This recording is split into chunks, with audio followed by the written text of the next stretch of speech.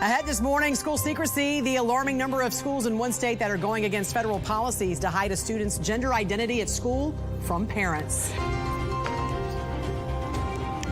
Education Secretary Linda McMahon made sure to join Democrats from the House outside the Department of Education for their press conference after meeting with them earlier this week. She says there's no timeline for closing the department as the administration looks to shift all control and funding to the states. Joining us now to discuss is Parents Defending Education's Director of Outreach, Erika Sanzi. Good morning. Happy Friday. Hi, Jan. Great to see you. You as well. We did talk with Secretary McMahon yesterday. She did tell me that cuts to the department will not have any bearing on certain services that America's children currently have, which, we've discussed time and time again. She said this is obviously to cut waste, fraud, and abuse, adding that the majority of states control their own education anyway. So what do you make of Democrats' concerns still playing out after all this time? Well, I think it's important to understand that this is a performance, right? And in politics, so much of what they do is they perform, they try to create a spectacle, they try to create maybe a moment that goes viral. And performances are not about truth. They're about getting a reaction from your audience. So here they are, they probably had a very cordial, respectful, measured conversation with her, but then they go outside and they begin to sort of throw stones and start scaring the public and saying things that are hyperbolic and hysterical. And so what I do love about her showing up is it's not just that she shows up, but like Linda McMahon, love her or hate her, like she has a very calm, measured way about her.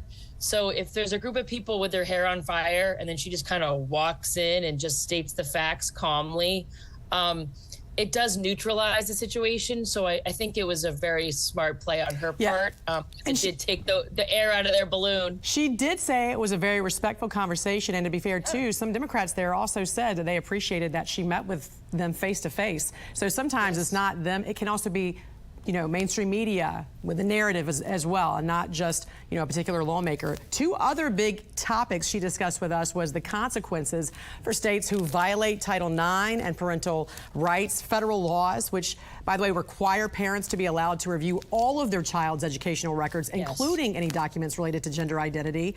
I know your organization has uncovered this being abused across the country, most recently in Rhode Island. What did you find there? And I live here, actually, so this is a close-to-home issue. We found that 83% of students in the state of Rhode Island attend a school that has a written policy that is designed to deliberately deceive parents about the gender identity of their child at school. Now, they will say that it's only if they feel that the child is unsafe or in danger because their parents, don't support this. The problem is most of the educators define that as, well, if the child's not telling the parent, that automatically means that they're unsafe, which of course I say, well, then why do you tell us when they fail a test? And why do you tell us when they get in trouble because they sprayed graffiti on the building? So it's totally absurd. It also, I believe, is illegal because when you create a gender support plan, a lot of schools don't seem to think of it as an official record, but it is. It is a school record that everyone on staff usually knows about. Sometimes even the bus driver is looped in. That is kept from parents, and I think that they're in violation. And also, if they are so concerned about a child's emotional or physical, if there's some kind of abuse that they fear could happen, then that should be reported irregardless of whether or not there is a report of gender identity. And they are mandatory reporters under the law. So already, if they believe that a child is in danger, they have a legal obligation to report that. So this weird, fuzzy, oh, well, we're going to hide information from parents about this one subject, gender, because we worry that the fact that the parent doesn't approve of it means that that's unsafe. Makes no sense because we also don't approve of our kids failing a test.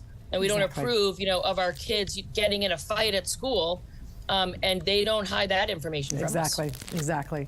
All right, Parents Defending Education's Erika Sanzi. Always great to see you. Have a great weekend. Great to see you, too. Have a nice weekend, everybody. Thank you.